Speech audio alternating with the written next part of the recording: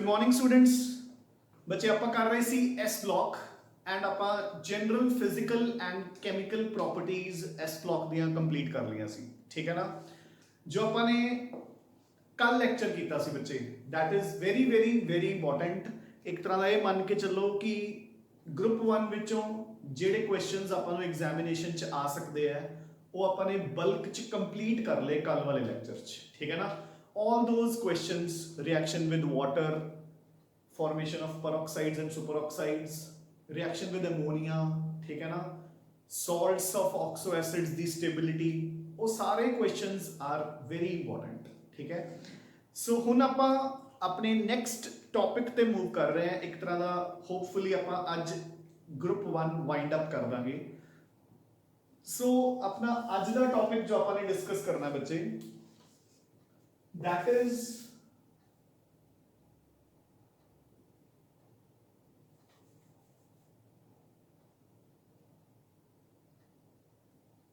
anomalous behavior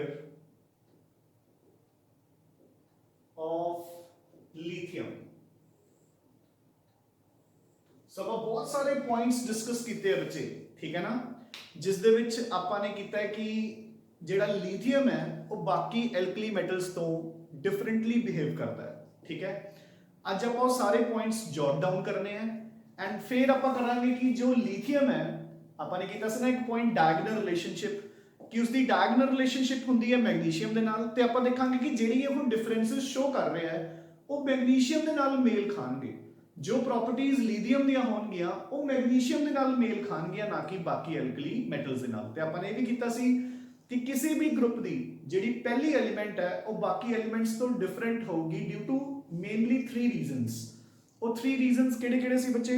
small size, high ionization energy, absence of d orbitals and lithium के case च आपां एक होर प्रॉपर्टी नाल ऐड कर दांगे, किहड़ी बच्चे? हाई पोलराइजिंग पावर, जिस दे करके लीथियम के compounds are predominantly covalent in nature. So ਜਿਹੜੀਆਂ प्रॉपर्टीज ਆਪਾਂ ऑलरेडी कर चुके हैं। ठीक है। ਜਿਹੜੀਆਂ प्रॉपर्टीज ਆਪਾਂ ऑलरेडी कर चुके हैं मैं वो जॉट डाउन करदा है, फिर ਆਪਾਂ पॉइंट बाय पॉइंट अपने नोट्स चो करांगे। ठीक है। सो देखो जो ਆਪਾਂ ऑलरेडी डिस्कस कर चुके हैं class they which, number 1 is कि लीथियम इज हार्ड। ठीक है। जो बाकी दे एल्कली मेटल्स ने दे आर सॉफ्ट। ठीक है। नंबर 2, जो लीथियम के कंपाउंड्स है ਆਪਾਂ ਹੁਣੇ करके हटे हैं, लीथियम के compounds are predominantly covalent in nature. ठीक है ना। लीथियम के कंपाउंड्स आर प्रीडोमिनेंटली कोवलेंट, जबकि बाकी सारे एल्कली मेटल्स के कंपाउंड्स की होंगे ने बच्चे? Predominantly ionic.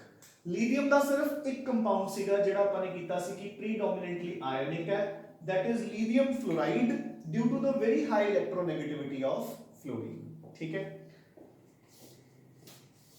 ਆਪਾਂ ਇਹ ਵੀ ਡਿਸਕਸ ਕੀਤਾ ਹੈ ਪਿਛਲੀ ਕਲਾਸ ਦੇ ਵਿੱਚ, ਅਗਰ ਤੁਹਾਨੂੰ ਯਾਦ ਹੋਵੇ, ਕਿ ਐਲਕਲੀ ਮੈਟਲਸ ਨੂੰ ਜਦੋਂ ਆਪਾਂ ਪਾਣੀ ਦੇ ਨਾਲ ਰਿਐਕਟ ਕਰਦੇ ਆ ਦੇ ਕੈਚ ਫਾਇਰ।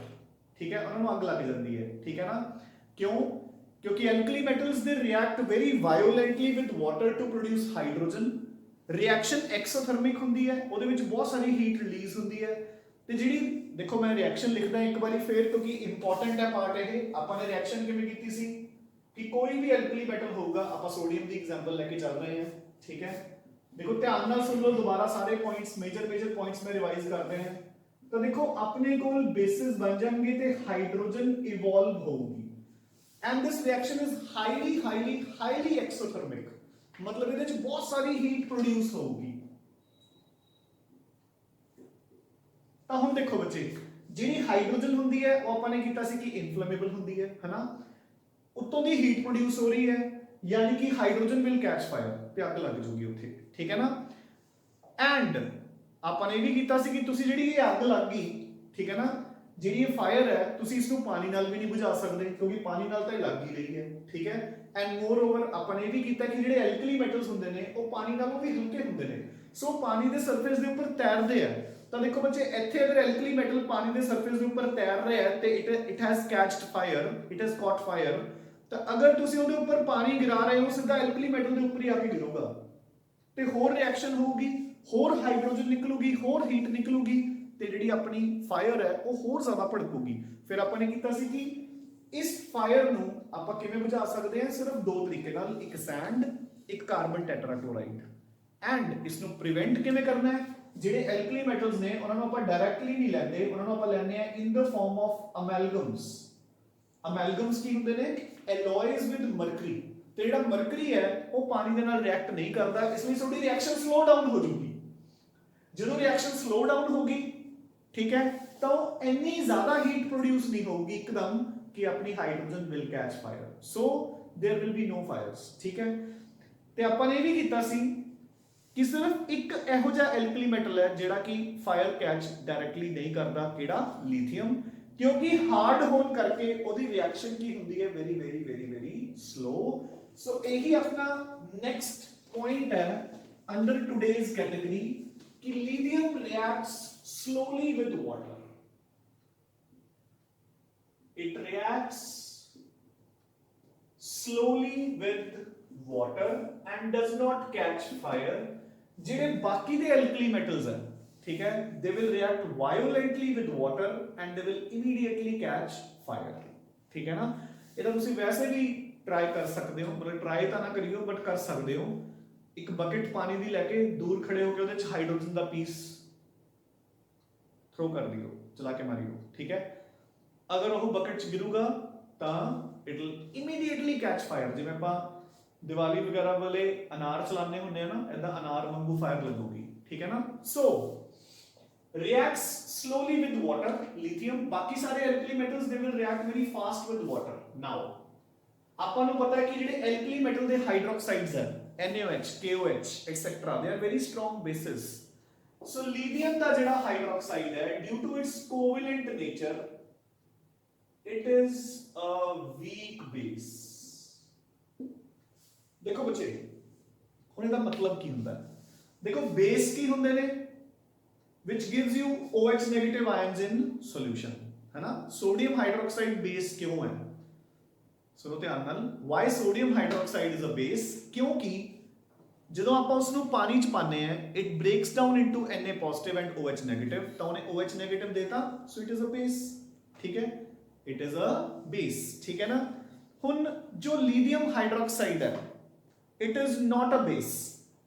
lithium hydroxide, जो lithium hydroxide है, it is a weak base. The reason being कि ये बहुत ज़्यादा कोवेलेंट है बच्चे नेचर दे विच, तो कोवेलेंट करैक्टर होने करके it will not easily break down, ठीक है ना, क्योंकि पानी दे विच आयोनिक कंपाउंड्स ब्रेक डाउन करते हैं ना कि कोवेलेंट, तो ये देखो कोवेलेंट करैक्टर होने करके it will not easily break down, so it is a weak base as compared to other alkali metal hydroxides. एक और पॉइंट ऑफ डिफरेंस ਜਿਹੜਾ ਆਪਾਂ ਨੇ ਪਿਛਲੀ ਕਲਾਸ ਡਿਸਕਸ ਕੀਤਾ ਹੈ ਇਨ ਯੈਸਟਰਡੇਜ਼ ਲੈਕਚਰ, ਲੀਥੀਅਮ ਆਕਸੀਜਨ ਦੇ ਨਾਲ ਰਿਐਕਟ ਕਰਕੇ ਸਿਰਫ ਨਾਰਮਲ ਆਕਸਾਈਡਸ ਬਣਾਉਂਦਾ ਹੈ ਜੋ ਆਪਾਂ ਐਕਸਪੈਕਟ ਕਰਦੇ ਹਾਂ। ਦੇਖੋ ਆਕਸੀਜਨ ਦੀ ਵੈਲੈਂਸੀ ਕਿੰਨੀ ਹੁੰਦੀ ਹੈ, -2, ਐਲਕਲੀ ਮੈਟਲਸ ਦੀ +1, ਸੋ ਇੱਕ ਨਾਰਮਲ ਆਕਸਾਈਡ ਬਣ ਗਿਆ ਲੀਥੀਅਮ ਆਕਸਾਈਡ। ਆਪਾਂ ਨੇ ਕੀਤਾ ਸੀ ਕਿ ਜਿਹੜਾ ਸੋਡੀਅਮ ਹੈ ਉਹ ਪਰਆਕਸਾਈਡਸ ਵੀ ਬਣਾਉਂਦਾ ਹੈ ਤੇ ਜਿਹੜੇ ਬਾਕੀ ਤਿੰਨ ਨੇ ਉਹ ਸੁਪਰ ਆਕਸਾਈਡਸ ਵੀ ਬਣਾਉਂਦੇ ਆ, ਜਦਕਿ ਲੀਥੀਅਮ ਇਹ ਸਭ ਨਹੀਂ ਕਰਦਾ, ਠੀਕ ਹੈ ਨਾ। ਸੋ ਅਨਦਰ ਪੁਆਇੰਟ ਆਫ ਡਿਫਰੈਂਸ कि lithium forms only normal oxides, जबकि बाकी the alkali metals they can also form peroxides and superoxides. ਇਹਦਾ ਰੀਜ਼ਨ ਵੀ ਸੀ, ਇਹਦਾ ਰੀਜ਼ਨ ਆਪਾਂ ਨੇ ਕੀ ਕੀਤਾ ਸੀ ਬੱਚੇ, ਇਸ ਦਾ ਰੀਜ਼ਨ ਵਾਸ ਕਿ ਲੀਥੀਅਮ ਇੱਕ ਛੋਟਾ ਜਿਹਾ ਕਟਾਇਨ ਹੈ, ਠੀਕ ਹੈ ਨਾ। ਦੇਖੋ ਆਪਾਂ ਨੇ ਕੀਤਾ ਸੀ ਨਾ ਵੀ ਸਾਈਜ਼ ਕੰਪੈਟੀਬਿਲਿਟੀ ਜ਼ਰੂਰੀ ਹੁੰਦੀ ਹੈ ਮੋਲੀਕਿਊਲਸ ਚ। ਹੁਣ ਅਗਰ ਆਕਸਾਈਡ ਇੰਨਾ ਵੱਡਾ ਹੈ ਤਾਂ ਉਹਦੇ ਨਾਲ ਇੱਕ ਛੋਟਾ ਜਿਹਾ ਲੀਥੀਅਮ ਸਟੇਬਲ ਨਹੀਂ ਹੈਗਾ, ਸੋ ਦੋ ਲੀਥੀਅਮਸ ਉਹਦੇ ਨਾਲ स्टेबलाइज करेंगे, ठीक है। नीचे आ गए, सोडियम का साइज बढ़ गया, सो एक ऑक्सीजन दे नाल एक सोडियम भी स्टेबल है। होर नीचे आ गए, होर साइज बढ़ गया, सो सिंगल एल्कली मेटल दे नाल दो ऑक्सीजन्स आर स्टेबल। सो ਇੱਥੇ ਆਪਾਂ ਕੀ ਕਹਾਂਗੇ ਕਿ lithium does not form peroxides and monoxides, sorry, and superoxides due to its small size, ठीक है ना। Now so another point of difference जो ਆਪਾਂ ਪਿਛਲੀ ਕਲਾਸ ਦੇ ਵਿੱਚ ਡਿਸਕਸ ਕੀਤਾ ਹੈ that was कि ਲੀਥੀਅਮ ਦਾ ਜਿਹੜਾ ਕਾਰਬੋਨੇਟ ਹੁੰਦਾ ਹੈ that is unstable ਜਿਵੇਂ ਹੀ ਤੁਸੀਂ ਇਸ ਨੂੰ ਹੀਟ ਕਰਦੇ ਹੋ ਹਲਕਾ ਜਿਹਾ ਵਾਰਮ ਕਰਨ ਤੇ ਇਹ CO2 ਕਰ ਦਿੰਦਾ ਰਿਲੀਜ਼ ਤੇ ਕਨਵਰਟ ਹੋ ਜਾਂਦਾ ਹੈ ਇਨਟੂ ਆਕਸਾਈਡ ਬਾਕੀਆਂ ਦੇ ਕਾਰਬੋਨੇਟ ਵੀ ਇਹੀ ਕਰਨਗੇ ਬਟ ਉਹ ਆਏ ਨਹੀਂ ਕਿ ਜਸਟ ਵਾਰਮ ਕਰਨ ਤੇ ਉਹਨਾਂ ਨੂੰ ਤੁਹਾਨੂੰ ਬਹੁਤ ਬੁਰੀ ਤਰ੍ਹਾਂ ਹੀਟ ਕਰਨਾ ਪਊਗਾ ਜਿਵੇਂ ਕਿ सोडियम का कार्बोनेट अगर सोडियम कार्बोनेट ਹੁੰਦਾ ਤਾਂ ਆਪਾਂ ਨੇ ਕੀ ਕੀਤਾ सोडियम कार्बोनेट ਕੀ ਹੁੰਦਾ ਬੱਚੇ ਰੀਅਲ ਲਾਈਫ ਚ ਵਾਸ਼ਿੰਗ ਸੋਡਾ ਹੈਨਾ ਹੁਣ ਇਹ ਥੋੜੀ ਹੈ ਕਿ ਅਗਰ ਆਪਣਾ ਵਾਸ਼ਿੰਗ ਸੋਡਾ ਆਪਾਂ ਧੁੱਪੇ ਰੱਖ ਦਾਂਗੇ ਤਾਂ ਉਹ ਸੋਡੀਅਮ ਆਕਸਾਈਡ ਚ ਕਨਵਰਟ ਹੋ ਜਾਊਗਾ ਤੇ CO2 ਉੱਡ ਜੂਗੀ ਨਹੀਂ ਉਸ ਨੂੰ ਅਗਰ ਤੁਸੀਂ ਇਹੀ ਰਿਐਕਸ਼ਨ ਕਰਨੀ ਹੈ ਤਾਂ ਟੈਂਪਰੇਚਰ ਤੁਹਾਨੂੰ 800 900 ਕੈਲਵਿਨ ਤੱਕ ਦੇਣਾ ਪਊਗਾ ਸੋ ਵੈਰੀ ਹਾਈ ਟੈਂਪਰੇਚਰਸ जबकि आह वाली reactions they occur at very low temperatures जिवें मैं ਤੁਹਾਨੂੰ एग्जांपल ਦਿੱਤੀ ਸੀ ਕੈਲਸ਼ੀਅਮ ਕਾਰਬੋਨੇਟ ਦੀ अगर ਤੁਸੀਂ ਕੈਲਸ਼ੀਅਮ ਕਾਰਬੋਨੇਟ ਨੂੰ ਕੈਲਸ਼ੀਅਮ ਆਕਸਾਈਡ ਤੇ CO2 ਚ ਕਨਵਰਟ ਕਰਨਾ ਹੈ ਕਿੰਨਾ ਟੈਂਪਰੇਚਰ ਸੀ ਬੱਚੇ ग्रेटर देन 1200 केल्विन ਤੇ टू बी प्रिसाइज 1273 केल्विन ठीक है ना सो बहुत हाई टेंपरेचर्स ਲੈਂਦੇ ਨੇ ਬਾਕੀਆਂ ਦੇ ਕਾਰਬੋਨੇਟਸ ਲੀਥੀਅਮ ਦਾ carbonate is unstable again due to the same reason कि देखो जो कार्बोनेट आयन है ਉਹਦਾ ਮੋਲੀਕਿਊਲ ਬੱਚੇ ਬਹੁਤ ਵੱਡਾ ਹੈ ਇੱਕ ਕਾਰਬਨ ਤੇ ਤਿੰਨ ਆਕਸੀਜਨਸ ਤੋਂ ਬਣਿਆ ਹੋਇਆ ਹੈ ਸੋ ਛੋਟਾ ਜਿਹਾ ਲੀਥੀਅਮ ਠੀਕ ਹੈ ਉਹ ਛੋਟਾ ਜਿਹਾ ਲੀਥੀਅਮ ਇੱਕ ਬਹੁਤ ਵੱਡੇ ਕਾਰਬੋਨੇਟ ਦੇ ਨਾਲ ਅਨਸਟੇਬਲ ਹੈ ਠੀਕ ਹੈ ਨਾ ਸੋ ਨਾਲ ਦੀ ਨਾਲ ਉਹ ਬ੍ਰੇਕ ਡਾਊਨ ਹੋਊਗਾ and will give you oxide and CO2 ਠੀਕ ਹੈ ਨਾ ਸੋ ਆਈ ਥਿੰਕ ਇਹ ਮੇਜਰ ਪੁਆਇੰਟਸ ਹੈ ਜਿਹੜੇ ਆਪਾਂ ਆਲਰੇਡੀ ਕਵਰ ਕਰ ਚੁੱਕੇ ਹਾਂ ਠੀਕ ਹੈ ਨਾ ਇੱਕ ਹੋਰ ਸੱਚ so lithium is the only metal ਜਿਹੜਾ ਕਿ ਨਾਈਟ੍ਰੋਜਨ ਦੇ ਨਾਲ ਡਾਇਰੈਕਟਲੀ ਰਿਐਕਟ ਕਰ ਜਾਂਦਾ ਹੈ ਨਾਈਟ੍ਰੋਜਨ ਤੇ ਹਾਈਡਰੋਜਨ ਕਿਉਂਕਿ ਉਹ ਛੋਟੇ ਨॉन ਮੈਟਲਸ ਨੇ ਲੀਥੀਅਮ ਵੀ ਛੋਟਾ ਜਿਹਾ ਮੈਟਲ ਹੈ ਛੋਟਾ ਜਿਹਾ ਕੈਟਾਇਨ ਹੈ ਸੋ ਦੇਖੋ ਅਗਰ ਆਪਾਂ ਲੀਥੀਅਮ ਨੂੰ ਨਾਈਟ੍ਰੋਜਨ ਦੇ ਨਾਲ ਰਿਐਕਟ ਕਰਾਂਗੇ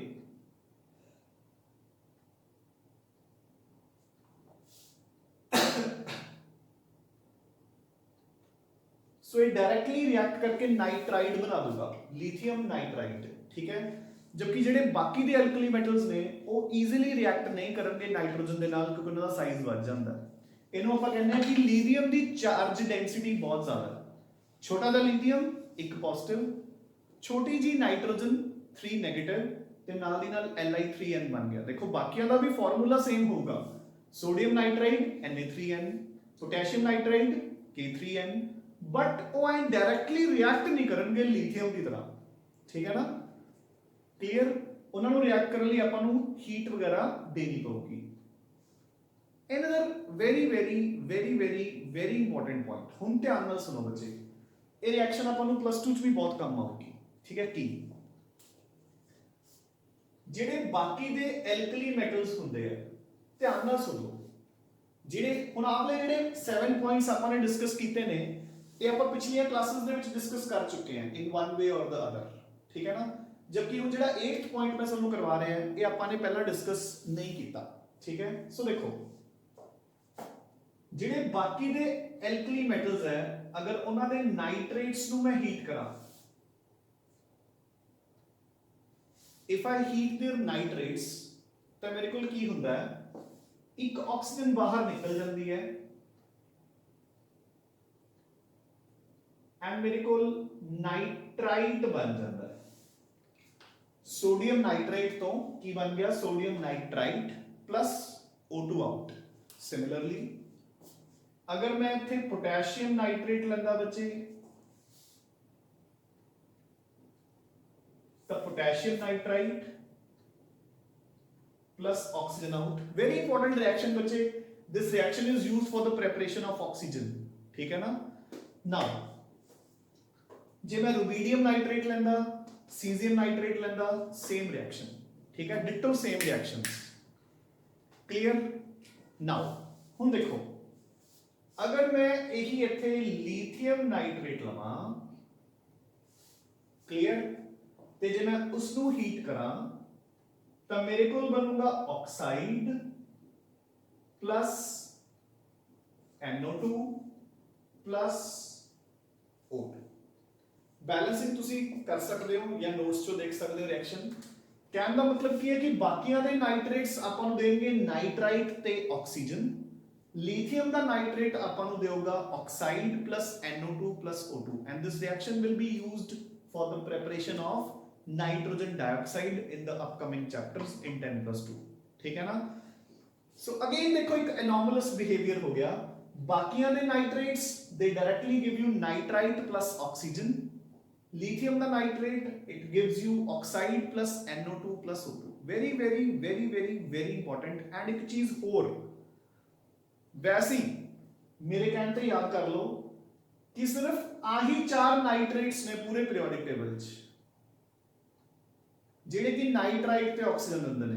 ਹੋਰ ਕੋਈ ਵੀ ਨਾਈਟ੍ਰੇਟ ਆ ਜੇ, ਲੈਡ ਨਾਈਟ੍ਰੇਟ, ਆਇਰਨ ਨਾਈਟ੍ਰੇਟ, ਜਿਹੜਾ ਮਰਜ਼ੀ ਨਾਈਟ੍ਰੇਟ, ਉਹ ਸਾਰੇ ਕੀ ਦਿੰਦੇ ਨੇ oxide plus NO2 plus O2। Clear. ਹੁਣ ਕੱਲ ਤੁਹਾਨੂੰ ਐਗਜ਼ਾਮ 'ਚ ਕੁਐਸਚਨ ਆ ਜਾਏ ਟਿਪੀਕਲ ਕਿਹੜਾ ਆਉਂਦਾ ਹੁੰਦਾ ਹੈ, ਲੈਡ ਨਾਈਟ੍ਰੇਟ। ਕੀ ਆ ਰਿਐਕਸ਼ਨ ਪੂਰੀ ਕਰੋ, ਮੈਂ ਇਸ ਨੂੰ ਹੀਟ ਕੀਤਾ ਤਾਂ ਬਸ ਆਪਣੇ ਕੋਲ ਪ੍ਰੋਡਕਟ ਕੀ ਬਣਨਗੇ, ਲੈਡ ਦਾ oxide plus NO2 plus O2। ठीक है, क्लियर। कहने का मतलब की है कि सिर्फ 4 nitrates, sodium nitrate, potassium nitrate, rubidium nitrate, caesium nitrate, इन चारों नाइट्रेट्स को अगर हीट करोगे तो बनूंगा नाइट्राइट प्लस ऑक्सीजन। बाकी कोई भी नाइट्रेट है, चाहे वो लिथियम दा है, चाहे लेड दा है, चाहे आयरन दा है, चाहे मैग्नीशियम दा है, they all will give you oxide plus NO2 plus O2। Done बच्चे। ਹੁਣ ਆਪਾਂ ਪੁਆਇੰਟ ਬਾਈ ਪੁਆਇੰਟ, ਤੁਸੀਂ ਨੋਟਸ ਓਪਨ ਕਰ ਲਓ। ਹੁਣ ਮੈਂ ਤੁਹਾਨੂੰ ਪੁਆਇੰਟ ਬਾਈ ਪੁਆਇੰਟ ਨੋਟਸ ਦੇ ਵਿੱਚੋਂ ਇਹ ਵਾਲੇ ਪੁਆਇੰਟਸ ਰੀਡ ਆਊਟ ਕਰਵਾ ਦਿੰਦਾ ਤੇ ਜਿਹੜਾ ਕੋਈ ਪੁਆਇੰਟ ਆਪਣਾ ਹੁਣ ਤੱਕ ਸਕਿਪ ਹੋ ਗਿਆ, ਠੀਕ ਹੈ ਬੱਚੇ, ਉਹ ਆਪਾਂ ਡਿਸਕਸ ਕਰ ਲਾਂਗੇ। So point number 1 says, so anomalous behaviour of lithium read out कर रहे हैं बच्चे, मैं फ्रॉम डिस्कस कर रहे हैं फ्रॉम पेज नंबर 9। सो देखो the main points of differences are, number 1 lithium is a hard metal where as alkali metals are soft. So लिखा हुआ है बोर्ड पे first. Number 2 lithium reacts with water slowly, so ah वाला point. Third lithium forms only monoxide, अगला point है बच्चे fifth point. Fourth point lithium is the only alkali metal that combines directly with nitrogen, so nitrite वाला point आ गया बच्चे, ठीक है। Fifth point Li2O is sparingly soluble in water and is less basic, so ਇੱਥੇ ਆ ਗਿਆ ਆਪਾਂ, ठीक है ना। Sixth point the ionic character of lithium salts is less pronounced than the salts of other alkali metals due to its high polarizing power, so second point। seventh lithium hydroxide is a weak base, ठीक है, हो गया। lithium carbonate decomposes to give CO2 and oxide, done। ninth point lithium bicarbonate is soluble in water whereas the other alkali metals are insoluble in water. ਇਹ ਵੀ ਆਪਾਂ discuss ਕਰ ਚੁੱਕੇ ਕਿ ਜਿਵੇਂ ਜਿਵੇਂ ਆਪਾਂ ਨੀਚੇ ਆਈ ਜਾਵਾਂਗੇ ਐਲਕਲੀ ਮੈਟਲ ਦਾ ਸਾਈਜ਼ ਵਧੀ ਜਾਊਗਾ, ਸੋ ਸਟੇਬਿਲਿਟੀ ਵਧਦੀ ਜਾਊਗੀ ਤੇ ਸੋਲਿਬਿਲਿਟੀ ਘਟਦੀ ਜਾਊਗੀ। ਸੋ ਲੀਥੀਅਮ ਦਾ ਕਾਰਬੋਨੇਟ ਤੇ ਬਾਈਕਾਰਬੋਨੇਟ ਪਾਣੀ 'ਚ ਸੋਲਿਬਲ ਹੈ, ਬਾਕੀਆਂ ਦੇ ਸੋਲਿਬਿਲਿਟੀ ਘਟਦੀ ਜਾਊਗੀ। ਦੇਖੋ ਇਹ ਤਾਂ ਬੱਚੇ ਆਪਾਂ ਘਰਾਂ 'ਚ ਵੀ ਚੈੱਕ ਕਰ ਸਕਦੇ ਹਾਂ। ਹੁਣ ਸੋਡੀਅਮ ਦਾ ਬਾਈਕਾਰਬੋਨੇਟ ਕੀ ਹੁੰਦਾ ਹੈ, ਕਿਸ ਨੂੰ ਕਹਿੰਦੇ ਨੇ, ਬੇਕਿੰਗ ਸੋਡਾ, ਮਿੱਠਾ ਸੋਡਾ ਹੁੰਦਾ ਜਿਹੜਾ ਘਰੇ, ਉਹਨੂੰ ਤੁਸੀਂ ਪਾਣੀ 'ਚ ਲੈ ਕੇ डिजोल्व करके देखियो, वो पूरा डिजोल्व नहीं होगा या औखा डिजोल्व होगा। चलो क्लासिकल एग्जांपल सुनो मैं देना है। हाँ जी, सबने इनो तो पीती होनी है ना, इनो सबने ली होनी है, तो तुसी कदे भी चेक कर लियो इनो आप पी लेने हैं, उदों बाद नीचे सॉल्ट बचता ही बचता है, ठीक है ना। ਤੁਹਾਨੂੰ ਇਹ ਚੀਜ਼ ਕਦੇ ਵੀ ਸੋਡੀਅਮ ਕਲੋਰਾਈਡ ਦੇ ਕੇਸ 'ਚ ਨਹੀਂ ਮਿਲੂਗੀ ਕਿਉਂਕਿ ਉਹ ਕੀ ਹੁੰਦਾ ਹੈ, ਕੰਪਲੀਟਲੀ ਸੋਲੂਬਲ, जबकि इनो ਦੇ ਕੇਸ 'ਚ ਨੀਚੇ ਜਿਹੜਾ ਸਾਲਟ ਬਚਦਾ ਹੈ that is insoluble sodium bicarbonate। Potassium bicarbonate ਤੇ ਆਉਂਗੇ ਉਹ ਹੋਰ ਵੀ ਜ਼ਿਆਦਾ insoluble, rubidium, cesium and so on, ठीक है ना। so solubility will keep on decreasing बच्चे। next point, कोई भी चीज है बच्चे है ना, उसਨੂੰ ना एकदम प्रैक्टिकली याद करा करो, रियल लाइफ एग्जांपल्स ਦੇ ਨਾਲ याद करना ईजी हो जाता है। ਹੁਣ सोडियम बाइकार्बोनेट ਤੁਹਾਨੂੰ ਪਤਾ ਹੋਣਾ ਚਾਹੀਦਾ ਕਿਸ ਨੂੰ ਕਹਿੰਦੇ ਨੇ ਬੇਕਿੰਗ ਸੋਡਾ, ਮਿੱਠਾ ਸੋਡਾ। ਇਨੋ ਦੀ ਪੁੜੀ ਦੇਖੋਗੇ ਬੱਚੇ, ਇਨੋ ਦਾ ਪੈਕੇਟ, ਉਹਦੇ ਉੱਪਰ ਵੀ ਇਹਦਾ ਐਕਟਿਵ ਕੰਪੋਨੈਂਟ ਕੀ ਹੁੰਦਾ ਹੈ, ਸੋਡੀਅਮ ਬਾਈਕਾਰਬੋਨੇਟ। ਦੇਖੋ ਰਿਐਕਸ਼ਨ ਕੀ ਹੁੰਦੀ ਹੈ, ਦੇਖੋ ਇੱਧਰ ਕੋਈ ਵੀ ਚੀਜ਼ ਹੈ ਉਸ ਨੂੰ ਹਮੇਸ਼ਾ ਪ੍ਰੈਕਟੀਕਲੀ ਲਰਨ ਕਰਿਆ ਕਰੋ। ਦੇਖੋ ਇਨੋ ਆਪਾਂ ਕਦੋਂ ਲੈਂਦੇ ਆ, ਚਲੋ ਜਿਹੜੇ ਬਾਇਓ ਸਟੂਡੈਂਟਸ ਨੇ ਉਹਨਾਂ ਨੂੰ ਤਾਂ ਬਲਕਿ ਹੋਰ ਵੀ ਜ਼ਿਆਦਾ ਪਤਾ ਹੋਣਾ ਚਾਹੀਦਾ ਕਿ ਮੈਕੈਨਿਜ਼ਮ ਆਫ ਐਕਸ਼ਨ ਕੀ ਹੁੰਦਾ ਹੈ, ਠੀਕ ਹੈ ਨਾ। ਇੱਧਰ ਦੇਖੋ ਇਨੋ ਕਦੋਂ ਲਈ ਜਾਂਦੀ ਹੈ, ਦੋ ਰੀਜ਼ਨਸ ਨਾਲ, ਜਾਂ ਤਾਂ ਆਪਾਂ ਨੂੰ ਐਸਿਡਿਟੀ ਫੀਲ ਹੋ ਰਹੀ ਹੈ, ਤੇਜ਼ਾਬ ਬਣਿਆ ਹੋਇਆ ਹੈ, ਜਾਂ ਫਿਰ ਆਪਾਂ ਨੇ ਕੁਝ ਜ਼ਿਆਦਾ ਖਾ ਲਿਆ ਤੇ ਬਦਹਜ਼ਮੀ ਹੋ ਰਹੀ ਹੈ। ਦੋ ਚੀਜ਼ਾਂ 'ਚ ਆਪਾਂ ਇਨੋ ਲੈਂਦੇ ਆ, either in case of acidity ਔਰ ਇਨ ਕੇਸ ਆਫ ਜਦੋਂ ਆਪਾਂ ਕਹਿੰਦੇ ਆ ਕਿ improper digestion, है ना। सो देखो, so eno is basically sodium bicarbonate, ठीक है। ਤੁਸੀਂ ਇਸ ਨੂੰ ਪਾਣੀ 'ਚ ਪਾਇਆ, देखो कितना इजी है, कुछ भी नहीं। सोडियम बाइकार्बोनेट की है, सॉल्ट, किदा सॉल्ट है, देखो इधर NaOH ਤੇ ਕਾਰਬੋਨਿਕ ਐਸਿਡ। ਦੇਖੋ ਧਿਆਨ ਨਾਲ ਦੇਖੋ, ਗੌਰ ਨਾਲ, ਇਹਦਾ OH ਤੇ ਇਹਦਾ H ਬਾਹਰ ਕੱਢ ਦੋ, ਕੀ ਬਣ ਗਿਆ, NaHCO3 ਸੋਡੀਅਮ ਬਾਈਕਾਰਬੋਨੇਟ, ਠੀਕ ਹੈ। ਉਹੀ ਹੁਣ ਪਾਣੀ ਚੋਂ H ਇਹਦੇ ਨਾਲ ਲਾ ਦੋ, ਵਾਟਰ ਪਲੱਸ CO2, ਜਿਹੜਾ ਉਹੀ OH ਹੈ ਸੋਡੀਅਮ ਦੇ ਨਾਲ ਲਾ ਦੋ, ਸੋਡੀਅਮ ਹਾਈਡਰੋਕਸਾਈਡ। ਹੁਣ ਦੇਖੋ ਬੱਚੇ, अगर ਸਾਨੂੰ ਐਸਿਡਿਟੀ ਹੋਈ ਵੀ ਹੈ, NaOH ਬੇਸ ਬਣ ਗਿਆ ਤੁਹਾਡੀ ਬੋਡੀ 'ਚ, ਤੇਜ਼ਾਬ ਨੂੰ ਕੀ ਕਰ ਦੂਗਾ, ਨਿਊਟਰਲਾਈਜ਼, ਡਨ। ਤੇ ਜੇ ਤੁਹਾਨੂੰ ਬਦਹਜ਼ਮੀ ਹੋਈ ਵੀ ਹੈ, ਤੁਸੀਂ ਦੇਖਿਆ ਹੋਊਗਾ ਨਾ ਇਨੋ ਲੈਣ ਸਾਰ ਹਲੇ ਇਨੋ ਪੂਰਾ ਪੀਤੀ ਵੀ ਨਹੀਂ ਹੁੰਦੀ, ਨਾਲ ਦੀ ਨਾਲ ਯੂ ਸਟਾਰਟ ਬਰਪਿੰਗ, ਡਕਾਰ ਆਉਣ ਲੱਗ ਜਾਂਦਾ ਹੈ ਨਾ। ਸੋ ਜਿਹੜੀ CO2 ਹੈ, ਇਟ ਇਨਕਰੀਜ਼ਸ ਯੋਰ ਪੈਰੀਸਟੈਲਟਿਕ ਮੂਵਮੈਂਟ। ਪੜਿਆ ਹੁੰਦਾ ਤੁਸੀਂ ਪੈਰੀਸਟੈਲਸਿਸ, ਜਿਹੜੀ ਆਪਣੀ ਫੂਡ ਪਾਈਪਲਾਈਨ ਮੂਵ ਕਰਦੀ ਹੈ ਫੂਡ ਨੂੰ ਅੱਗੇ ਲੈ ਕੇ ਜਾਣ ਲਈ, ਤਾਂ ਪੈਰੀਸਟੈਲਸਿਸ ਜਿਹੜੀ ਹੁੰਦੀ ਹੈ ਉਸ ਨੂੰ ਜਿਹੜੀ CO2 ਹੈ ਇਟ ਸਟਿਮੂਲੇਟਸ ਪੈਰੀਸਟੈਲਸਿਸ, ਠੀਕ ਹੈ ਨਾ। So this is the mechanism of action of Eno, ਠੀਕ ਹੈ ਨਾ। ਸੋ ਦੇਖੋ, ਚਲੋ ਖੈਰ ਆਪਾਂ ਆਪਣੇ ਟੌਪਿਕ ਤੇ ਵਾਪਸ ਆਉਂਦੇ ਹਾਂ। So next is lithium halides are soluble in organic solvents. ਬਿਲਕੁਲ, ਜਿਹੜੇ ਲੀਥੀਅਮ ਦੇ ਹੈਲਾਈਡਸ ਨੇ, ਜਿਵੇਂ ਕਿ LiCl, ਆਪਾਂ ਨੇ ਉਸ ਦਿਨ ਵੀ ਕੀਤਾ ਸੀ, ਉਹ ਪਾਣੀ 'ਚ ਸੋਲੂਬਲ ਨਹੀਂ ਹੋਣਗੇ। ਕਿਉਂ? ਕਿਉਂਕਿ ਪਾਣੀ 'ਚ ਕੌਣ ਸੋਲੂਬਲ ਹੁੰਦਾ ਹੈ, ਆਇਓਨਿਕ ਕੰਪਾਊਂਡਸ, ਤੇ ਲੀਥੀਅਮ ਦੇ ਕੰਪਾਊਂਡਸ ਕੀ ਨੇ, ਕੋਵੈਲੈਂਟ, ਠੀਕ ਹੈ। Lithium nitrate decomposes into NO2 on heating, ਹੋ ਗਿਆ ਅਗਲਾ ਪੁਆਇੰਟ। ਸੋ ਆਪਾਂ ਨੇ ਸਾਰੇ ਦੇ ਸਾਰੇ ਪੁਆਇੰਟਸ ਕਵਰ ਕਰਤੇ, ਡਿਟੋ, ਠੀਕ ਹੈ। So this was the last point and done. ਹੁਣ ਆਪਾਂ ਆਨੇ ਆ, ਜਸਟ ਇਹੀ ਪੁਆਇੰਟਸ ਰਿਵਾਈਜ਼ ਕਰਨੇ ਆ ਆਪਾਂ ਨੇ, ਹੋਰ ਕੁਝ ਨਹੀਂ ਕਰਨਾ। ਇੱਧਰ ਦੇਖੋ ਬੱਚੇ, ਸੋ ਧਿਆਨ ਨਾਲ ਦੇਖੋ। Next is diagonal relationship with magnesium, ਹੈ ਨਾ। ਯਾਦ ਹੋਊਗਾ ਆਪਾਂ ਨੇ ਕੀਤਾ ਸੀ ਨਾ ਕਿ ਦੇਖੋ ਲੀਥੀਅਮ ਦੇ ਨੀਚੇ ਪਿਆ ਸੋਡੀਅਮ, ਇਹਦੇ ਨਾਲ ਪਿਆ ਬੈਰੀਲੀਅਮ, ਇੱਥੇ ਪਿਆ magnesium. So due to diagonal relationship, lithium and magnesium, ਇਹਨਾਂ ਦੀਆਂ properties ਕੀ ਹੋਣਗੀਆਂ, ਲਗਭਗ the same. So ਮੈਂ properties read out ਕਰ ਰਹੇ ਹਾਂ ਬੱਚੇ magnesium ਦੀਆਂ, ਠੀਕ ਹੈ ਨਾ। So ਦੇਖੋ, both lithium and magnesium are equally hard, ਠੀਕ ਹੈ। So ਦੋਨਾਂ ਦੀ ਹਾਰਡਨੈਸ ਲਗਭਗ ਕੀ ਹੋਊਗੀ, ਬਰਾਬਰ। Both react slowly with water, done. Both form normal oxides on heating with oxygen or air. ਦੋਨਾਂ ਦੇ peroxides ਨਹੀਂ ਬਣਦੇ, ਬਲਕਿ ਗਰੁੱਪ 2 ਦੇ ਵਿੱਚ ਆਪਾਂ ਕਰਾਂਗੇ ਸਿਰਫ ਬੇਰੀਅਮ ਹੁੰਦਾ ਹੈ ਜਿਹੜਾ ਕਿ peroxides ਬਣਾਉਂਦਾ ਹੈ, ਠੀਕ ਹੈ। Both combine directly with nitrogen to form nitrites. Bus reaction ਆਪਣੀ ਉੱਥੇ ਕਿਵੇਂ ਬਣ ਜੂਗੀ, ਹਾਂਜੀ, ਮੈਗਨੀਸ਼ੀਅਮ ਦਾ ਫਾਰਮੂਲਾ ਕੀ ਹੁੰਦਾ ਹੈ, Mg3N2, ਲਿਖਾਂਗੇ ਕਿਵੇਂ, 3Mg plus N2, ਕਿਉਂਕਿ ਮੈਗਨੀਸ਼ੀਅਮ ਦੀ ਵੈਲੈਂਸੀ ਕਿੰਨੀ ਹੁੰਦੀ ਹੈ, +2, ਠੀਕ ਹੈ। ਅੱਗੇ ਦੇਖੋ, the oxides of lithium and magnesium are sparingly soluble in water and less basic, हो गया। ਆਪਾਂ ਨੇ ਕਿਹਾ ਸੀ ਕਿ they are weak bases. The carbonates decompose on heating, ਦੋਨਾਂ ਦੇ ਕਾਰਬੋਨੇਟ ਟੁੱਟ ਕੇ ਨਾਲ ਦੀ ਨਾਲ ਕੀ ਬਣਾਵਾਂਗੇ ਬੱਚੇ, CO2 and oxide.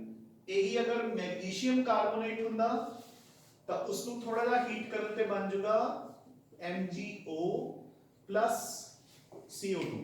clear?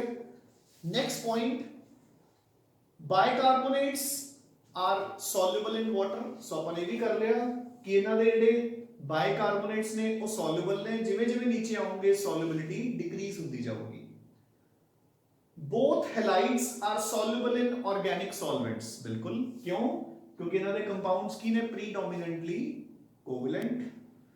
the nitrates of lithium and magnesium decompose on heating giving NO2 and O2। ਸੋ ਜਿਹੜੇ ਨਾਈਟ੍ਰੇਟਸ ਨੇ, ਸੋ ਅਗਰ ਮੈਂ ਹੁਣ ਲੀਥੀਅਮ ਦੇ ਨਾਲ ਮੈਗਨੀਸ਼ੀਅਮ ਦਾ ਨਾਈਟ੍ਰੇਟ, ਸੋ ਦੇਖੋ ਬੱਚੇ ਆਪਾਂ ਨੇ ਕੀ ਕੀਤਾ ਹੈ ਕਿ ਐਲਕਲੀ ਮੈਟਲਸ ਦੇ ਨਾਈਟ੍ਰੇਟਸ ਆਪਾਂ ਨੂੰ ਦਿੰਦੇ ਨੇ NO2 O2, ਲੀਥੀਅਮ ਦਾ ਨਾਈਟ੍ਰੇਟ ਦਿੰਦਾ ਹੈ ਆਕਸਾਈਡ NO2 O2। ਸੋ ਸਿਮਿਲਰਲੀ ਅਗਰ ਮੈਂ ਮੈਗਨੀਸ਼ੀਅਮ ਦਾ ਨਾਈਟ੍ਰੇਟ ਲਵਾਂਗਾ, मैग्नीशियम नाइट्रेट, ਤੇ ਅਗਰ ਮੈਂ ਉਸ ਨੂੰ ਹੀਟ ਕਰੂੰਗਾ ਤਾਂ ਮੇਰੇ ਕੋਲ ਕੀ ਬਣੂਗਾ, ਆਕਸਾਈਡ NO2 O2। ਡਨ, ਠੀਕ ਹੈ। ਸੋ ਦੇਖੋ ਸਾਰੀਆਂ ਪ੍ਰੋਪਰਟੀਆਂ ਲੀਥੀਅਮ ਦੀਆਂ ਮੈਗਨੀਸ਼ੀਅਮ ਦੇ ਨਾਲ ਮੇਲ ਖਾ ਰਹੀਆਂ ਨੇ rather than other alkali metals, ਠੀਕ ਹੈ। ਸੋ this completes another topic, anomalous behavior of lithium and its similarity with magnesium due to diagonal relationship बच्चे, ठीक है ना। सो इस ग्रुप ਦਾ ਹੁਣ ਆਪਣਾ ਸਿਰਫ ਇੱਕ ਟੌਪਿਕ ਬਚਿਆ ਹੈ ਕਿ ਐਲਕਲੀ ਮੈਟਲਸ ਨੂੰ ਆਪਾਂ ਕਿੱਥੇ ਕਿੱਥੇ ਯੂਜ਼ ਕਰਦੇ ਹਾਂ। ਸੋ ਆਪਾਂ ਹੁਣ ਉਹ ਡਿਸਕਸ ਕਰਾਂਗੇ ਬੱਚੇ। ਸੋ ਉਹਨਾਂ ਦੇ ਮੈਂ ਜਿਹੜੀਆਂ ਮੇਜਰ ਯੂਜ਼ਸ ਹੈ ਐਲਕਲੀ ਮੈਟਲਸ ਦੀਆਂ ਉਹ ਜੌਟ ਡਾਊਨ ਕਰਤੀਆਂ ਬੋਰਡ ਤੇ, ਠੀਕ ਹੈ। ਸੋ ਆਪਾਂ 1 ਬਾय 1 ਸਾਰੀਆਂ ਯੂਜ਼ਸ ਨੂੰ ਡਿਸਕਸ ਕਰਦੇ ਹਾਂ। ਸੋ ਦੇਖੋ ਬੱਚੇ, ਨੰਬਰ 1 ਇਜ਼ ਕਿ ਜੋ ਲੀਥੀਅਮ ਐਂਡ ਮੈਗਨੀਸ਼ੀਅਮ ਦੇ ਐਲੋਇਜ਼ ਹੁੰਦੇ ਨੇ, they are used to form aerospace components. ਇਹਦਾ ਰੀਜ਼ਨ ਕੀ ਹੈ ਕਿ they are very hard metals, ਠੀਕ ਹੈ ਨਾ। ਤੇ ਇਹਨਾਂ ਤੋਂ ਆਪਾਂ ਇਹਨਾਂ ਦੇ ਐਲੋਇਜ਼ ਨੂੰ ਯੂਜ਼ ਕਰਦੇ ਆ to form aerospace components. Lithium carbonate is an antidepressant drug. ਜਿਹੜੇ ਬੱਚੇ ਤੁਸੀਂ ਮੈਡੀਕਲ ਚ ਅੱਗੇ ਐਡਵਾਂਸ ਸਟੱਡੀਜ਼ ਕਰੋਗੇ, ਠੀਕ ਹੈ ਨਾ, ਆਫਟਰ 10+2 ਤੁਸੀਂ ਪੜੋਗੇ ਫਾਰਮਾਕੋਲੋਜੀ ਸਬਜੈਕਟ ਦੇ ਵਿੱਚ ਕਿ ਜਿਹੜੀ ਡਿਪਰੈਸ਼ਨ ਹੁੰਦੀ ਹੈ ਉਸ ਨੂੰ ਕਾਊਂਟਰਐਕਟ ਕਰਨ ਲਈ ਜਿਹੜੇ ਐਂਟੀ ਡਿਪਰੈਸੈਂਟ ਡਰੱਗਸ ਹੁੰਦੇ ਨੇ, ਠੀਕ ਹੈ ਨਾ। Lithium carbonate is an important antidepressant drug. Third, ਅਗਰ CO2 ਦੀ ਐਕਸੈਸ ਹੋ ਜਾਵੇ ਕਿਤੇ ਤਾਂ ਜਿਹੜੇ ਇਹਨਾਂ ਦੇ ਹਾਈਡਰੋਕਸਾਈਡਸ ਹੁੰਦੇ ਨੇ, ਸਪੈਸ਼ਲੀ ਲੀਥੀਅਮ ਹਾਈਡਰੋਕਸਾਈਡ ਬੇਸ ਹੈ ਨਾ ਬੱਚੇ, ਇਹ ਜਿਵੇਂ ਆਪਾਂ ਨੇ ਹੁਣੇ Eno the mechanism of action ਕੀਤਾ ਹੈ ਨਾ, ਤਾਂ they are basis, CO2 is acidic, ਇਹ CO2 ਨੂੰ ਐਬਜ਼ੌਰਬ ਕਰ ਲੈਣਗੇ, ਠੀਕ ਹੈ। ਨੈਕਸਟ, ਜਿਹੜੇ ਇਹਨਾਂ ਦੇ ਕੰਪਲੈਕਸ ਹਾਈਡਰਾਈਡਸ ਹੈ, ਫੋਰ ਐਗਜ਼ਾਮਪਲ ਲੀਥੀਅਮ ਐਲੂਮੀਨੀਅਮ ਹਾਈਡਰਾਈਡ, ਇੱਕ ਹੋਰ ਵੀ ਹੁੰਦਾ ਹੈ sodium boron hydride, they are used as reducing agents, they are used as reducing agents in organic chemistry। ਜਦੋਂ ਆਪਾਂ organic ਕਰਾਂਗੇ ਨਾ ਉਹਦੇ ਵਿੱਚ ਆਪਾਂ ਕਰਾਂਗੇ ਕਿ they are very good reducing agents। lithium carbonate ਤਾਂ ਆਪਾਂ ਬਹੁਤ commonly use ਕਰਦੇ ਹਾਂ ਬੱਚੇ। ਵੈਸੇ ਵੀ ਤੁਸੀਂ ਦੇਖੋ ਮੈਟਲਸ ਇਹਦੇ ਵਿੱਚ ਹੈ ਹੀ ਕੀ, ਦੋ ਮੈਟਲ ਨੇ ਐਲੂਮੀਨੀਅਮ ਤੇ ਲੀਥੀਅਮ, ਇੱਕ ਹਾਈਡਰੋਜਨ ਹੈ, ਇਹ ਸਾਰੇ ਰਿਡਿਊਸਿੰਗ ਏਜੰਟਸ ਹੀ ਹੁੰਦੇ ਆ, ਠੀਕ ਹੈ ਨਾ। ਚਲੋ ਫਿਫਥ ਯੂਜ਼ ਤੇ ਮੈਂ ਬਾਅਦ ਚਾਹਨਾ ਹੈ। ਸਿਕਸਥ, ਪੋਟਾਸ਼ੀਅਮ ਕਲੋਰਾਈਡ, ਆਪਾਂ ਨੂੰ ਸਭ ਨੂੰ ਪਤਾ ਹੈ it is a very good fertiliser, ਠੀਕ ਹੈ। They are used in the preparation of soaps. Soaps ਕੀ ਹੁੰਦੀਆਂ ਨੇ ਬੱਚੇ, ਦੇ ਆਰ ਸੋਡੀਅਮ ਜਾਂ potassium salts of long chain fatty acids. ਦੇਖੋ ਆਪਣੇ ਕੋਲੇ ਇੱਕ ਫੈਟੀ ਐਸਿਡ ਹੈ, ਠੀਕ ਹੈ, ਆਪਾਂ ਉਸ ਦੇ ਵਿੱਚ सोडियम हाइड्रोक्साइड पाया, same reaction HNOH, water out, की बन गया RCOONA। So this is the chemical formula of soap, ठीक है। ਜਿਹੜਾ ਇੱਥੇ R ਹੁੰਦਾ ਹੈ ਉਹਦੀ ਵੈਲਿਊ ਕਿੰਨੇ ਕਾਰਬਨਸ ਹੁੰਦੇ ਨੇ, ਘੱਟੋ ਘੱਟ ਮਤਲਬ 13-14 ਕਾਰਬਨਸ, ਠੀਕ ਹੈ ਨਾ। ਸੋ ਲੌਂਗ ਚੇਨ ਬਣ ਜਾਂਦੀ ਹੈ। ਸੋ ਆਪਾਂ ਤਾਂ ਇਹ ਕਹਿੰਦੇ ਆ ਸੋਪਸ ਆਰ sodium या potassium salts of long chain fatty acids. So they are used in the preparation of soaps. ठीक है, ਆਪਾਂ ਬਾਇਓਲੋਜੀਕਲ ਸਿਸਟਮਸ ਦੇ ਵਿੱਚ ਵੀ ਯੂਜ਼ ਕਰਦੇ ਹਾਂ ਬੱਚੇ, ਜਿਹੜਾ ਪੋਟੈਸ਼ੀਅਮ ਆਇਨਸ ਹੁੰਦੇ ਨੇ, ਠੀਕ ਹੈ ਨਾ, they are used in the conduction of nerve impulses. ਇਹ ਵੀ ਬਾਇਓ ਦੇ ਸਟੂਡੈਂਟਸ ਨੂੰ ਪਤਾ ਹੁੰਦਾ ਹੈ, ਜਿਹੜੇ ਨਾਨ ਮੈਡੀਕਲ ਵਾਲੇ ਬੱਚੇ ਨੇ ਉਹ ਲਿਖ ਲਓ ਕਿ ਜੋ K ਪੋਜ਼ਿਟਿਵ ਆਇਨਸ ਹੈ ਹਨਾ, so potassium plus ions, they are used in the conduction of nerve impulses। ठीक है ना, notes which mentioned है, बस उठो पढ़ लियो या बुक चो देख लियो। हाँ जी, cesium is used in photoelectric cells। की मतलब to convert sunlight into electricity। देखो photo stands for light, जिथे भी photon आ गया light, electricity। So cesium cells are used to convert sunlight into electricity। सो जिथे सनलाइट तो इलेक्ट्रिसिटी ਜਿਹੜੇ ਆਪਣੇ ਸੋਲਰ ਪਾਵਰ ਪਲਾਂਟਸ ਹੁੰਦੇ ਨੇ ਉਹਨਾਂ ਵਿੱਚ ਆਪਾਂ ਸੀਜ਼ੀਅਮ ਯੂਜ਼ ਕਰਦੇ ਹਾਂ ਬੱਚੇ, ਠੀਕ ਹੈ ਨਾ। Now we shall come on to TEL। ਇੱਕ ਹੀ ਚੀਜ਼ ਹੈ ਬੱਚੇ, ਦੇਖੋ ਧਿਆਨ ਨਾਲ ਸੁਣੋ ਜ਼ਰਾ।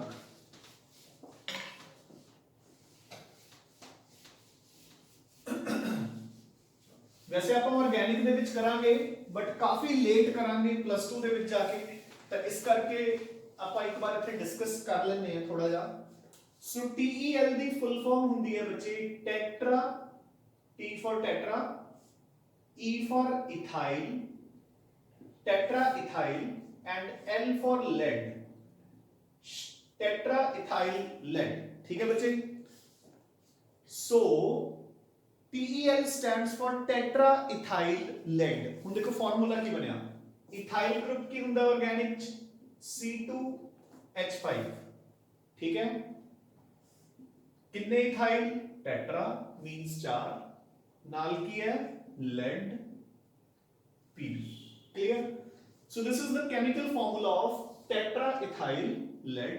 बनदा किवें है देखो, आपा सोडियम लेड एलॉय लेने आ, sodium lead alloy no doubt 4 molecules, plus ਇਹਦੇ ਵਿੱਚ ਆਪਾਂ 4 मॉलिक्यूल्स ऐड कर देने हैं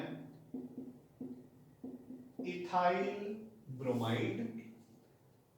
चारों के चारों NaBr आउट हो जाएंगे बच्चे, 4 NaBr आउट। ਜਿਹੜੇ 4 इथाइल ने ਉਹਨਾਂ ਦੇ ਨਾਲ lead अटैच हो जाऊगा। क्लियर, ਜਿਹੜੇ ਬਾਕੀ ਦੇ 3 ਲੈਡ ਨੇ ਉਹ ਐਜ਼ ਇਟ ਇਜ਼ ਬਾਹਰ ਨਿਕਾਲ ਦੋ। Done. So this is your tetraethyl lead. ਹਾਂਜੀ, ਹੁਣ ਆਪਾਂ ਇਸ ਨੂੰ ਡਿਸਕਸ ਕਿਉਂ ਕਰ ਰਹੇ ਹਾਂ, ਠੀਕ ਹੈ ਨਾ।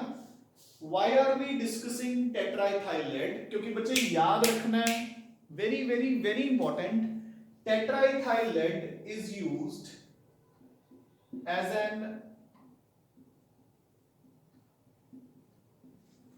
anti-knocking agent in petrol। It is used as an anti-knocking agent in petrol। anti-knocking तो मतलब समझते हो, देखो इधर बच्चे, नॉक करने का मतलब ਕੀ ਹੁੰਦਾ ਹੈ,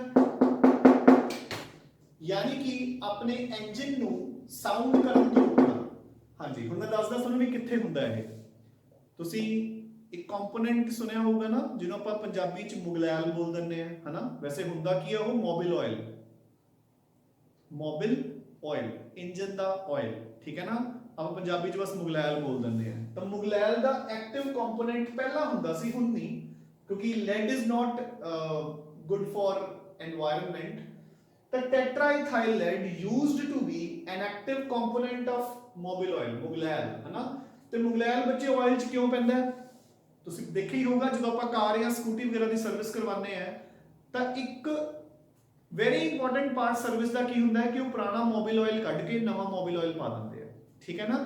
ਸੋ ਉਹਦਾ ਰੋਲ ਕੀ ਹੁੰਦਾ ਹੈ ਕਿ ਜਦੋਂ ਤੁਸੀਂ ਆਪਦੀ ਸਕੂਟੀ, ਕਾਰ, ਵਹੀਕਲ ਜਦੋਂ ਵਾਪਸ ਲੈ ਕੇ ਆਉਂਦੇ ਹੋ, ਬਿਲਕੁਲ ਸਮੂਥ ਚੱਲਣ ਲੱਗ ਜਾਂਦਾ ਹੈ, ਸਾਊਂਡ ਕਰਨੋਂ ਹਟ ਜਾਂਦਾ ਹੈ, ਇੰਜਨ ਦੀ ਜਿਹੜੀ ਵੌਇਸ ਹੋ ਰਹੀ ਸੀ ਉਹ ਵੌਇਸ ਹੋਣੀ ਬੰਦ ਹੋ ਗਈ। You getting a point, and this is what you mean by anti knocking agent. So very very very important, ਆਪਾਂ ਨੂੰ +2 ਆਰਗੈਨਿਕ ਚ ਰਿਐਕਸ਼ਨ ਬਹੁਤ ਇੰਪੋਰਟੈਂਟ ਹੁੰਦੀ ਹੈ। ਹੁਣ ਯਾਦ ਕਰ ਲਓਗੇ ਤਾਂ ਆਪਾਂ ਨੂੰ ਉਦੋਂ ਲਰਨ ਕਰਨ ਦੀ ਲੋੜ ਨਹੀਂ ਪੈਣੀ, ਠੀਕ ਹੈ ਨਾ। सो बच्चे देखो केड़ा एल्कली मेटल है sodium, so it is used in the preparation of tetraethyl lead which is used as an anti knocking agent in petrol, अपने इंजन ਨੂੰ ਸਾਊਂਡ ਕਰਨ ਤੋਂ ਰੋਕਦਾ ਬੱਚੇ, ਠੀਕ ਹੈ। so this completes your uses and this also completes your group 1, ਠੀਕ ਹੈ ਨਾ। ਸੋ ਮੈਂ ਤੁਹਾਨੂੰ ਕਿਹਾ ਸੀਗਾ ਕਿ ਇਸ ਚੈਪਟਰ ਤੇ ਆਪਾਂ ਨੂੰ ਜ਼ਿਆਦਾ ਟਾਈਮ ਨਹੀਂ ਲੱਗੂਗਾ, so I think this is your 5th lecture of group 1 ਤੇ ਆਪਾਂ ਨੇ 5 ਲੈਕਚਰਸ 'ਚ ਪੂਰਾ ਕਰਤਾ। ਆਈ ਥਿੰਕ ਐਦਾਂ ਹੀ 4 ਔਰ 5 ਲੈਕਚਰਸ ਦੇ ਵਿੱਚ ਆਪਣਾ ਗਰੁੱਪ 2 ਪੂਰਾ ਹੋ ਜਾਊਗਾ, ਉਹ ਤਾਂ ਬਲਕਿ ਹੋਰ ਵੀ ਜਲਦੀ ਹੋਏਗਾ। ਦ ਰੀਜ਼ਨ ਬੀਇੰਗ ਕਿ ਆਪਾਂ ਨੂੰ ਹੁਣ ਬੇਸਿਕਸ ਤਾਂ ਇਹਦੇ ਸਮਝ ਆ ਹੀ ਗਏ, ਠੀਕ ਹੈ ਨਾ, ਉਹ ਤਾਂ ਆਪਾਂ ਨੇ ਜਸਟ ਕੰਪੈਰੀਜ਼ਨ ਕਰਨੀ ਹੋਊਗੀ ਤਾਂ ਉਹ ਇਦੋਂ ਵੀ ਜਲਦੀ ਕਵਰ ਹੋ ਜਾਊਗਾ ਬੱਚੇ। ਇੱਕ ਚੀਜ਼ ਹੋਰ, ਇਸ ਤੋਂ ਬਾਅਦ ਤੁਹਾਡੀ ਬੁੱਕਸ ਦੇ ਵਿੱਚ ਬੱਚੇ ਇਹਨਾਂ ਦੇ ਕੰਪਾਊਂਡਸ ਵੀ ਹੁੰਦੇ ਆ, ਤਾਂ ਉਹ ਹੁਣ ਇਸ ਵਾਰ ਤੁਹਾਡੇ ਸਿਲੇਬਸ 'ਚ ਹੈ ਨਹੀਂ, ਠੀਕ ਹੈ ਨਾ, ਉਹ ਸਟ੍ਰਾਈਕ ਆਫ ਹੋ ਚੁੱਕੇ। ਕਲੀਅਰ। ਜਿਹੜੇ ਬੱਚਿਆਂ ਨੇ ਕੰਪੀਟੀਟਿਵ ਐਗਜ਼ਾਮਸ ਦੀ ਤਿਆਰੀ ਕਰਨੀ ਹੋਊਗੀ ਉਹਨਾਂ ਨੂੰ ਜਦੋਂ ਕੰਪੀਟੀਸ਼ਨ ਦਾ ਬੈਚ ਆਪਾਂ ਸਟਾਰਟ ਕਰਾਂਗੇ ਉਹਦੇ ਵਿੱਚ ਉਹ ਚੈਪਟਰਸ ਕਵਰ ਹੋ ਹੀ ਜਾਣਗੇ, ਅਗਰ ਉਹ ਨੈਕਸਟ ਈਅਰ ਦੇ ਕੰਪੀਟੀਟਿਵ ਐਗਜ਼ਾਮਸ ਦੇ ਸਿਲੇਬਸ 'ਚ ਹੋਣਗੇ, ਠੀਕ ਹੈ। ਅਗਰ ਉੱਥੋਂ ਵੀ ਸਟ੍ਰਾਈਕ ਆਫ ਹੋ ਜਾਂਦੇ ਨੇ ਤਾਂ ਬਾਅਦ ਦੀ ਗੱਲ ਹੈ, ਠੀਕ ਹੈ ਬੱਚੇ। ਸੋ ਜਿੰਨਾ ਪੋਰਸ਼ਨ ਇਸ ਵਾਰ ਤੁਹਾਡੇ ਸਿਲੇਬਸ 'ਚ ਗਰੁੱਪ 1 'ਚ ਸੀਗਾ that has all been covered। ਹੁਣ ਆਪਾਂ ਨੈਕਸਟ ਲੈਕਚਰ ਦੇ ਵਿੱਚ ਸਟਾਰਟ ਕਰਾਂਗੇ ਗਰੁੱਪ 2, ਬਟ ਗਰੁੱਪ 2 ਸਟਾਰਟ ਕਰਨ ਤੋਂ ਪਹਿਲਾਂ, ਠੀਕ ਹੈ, ਤੁਹਾਡਾ ਟੈਸਟ ਹੋਏਗਾ ਫਰੋਮ ਗਰੁੱਪ 1, ਸਮਝ ਗਏ ਨਾ। ਸੋ ਟੁਡੇ ਇਟ ਇਜ਼ ਟਿਊਜ਼ਡੇ, ਠੀਕ ਹੈ ਨਾ, ਅੱਜ ਟਿਊਜ਼ਡੇ ਹੈ, ਤਾਂ ਆਪਾਂ ਕੀ ਕਰਦੇ ਹਾਂ, ਆਪਾਂ ਕਵਰ ਕਰਦੇ ਹਾਂ ਬੱਚੇ,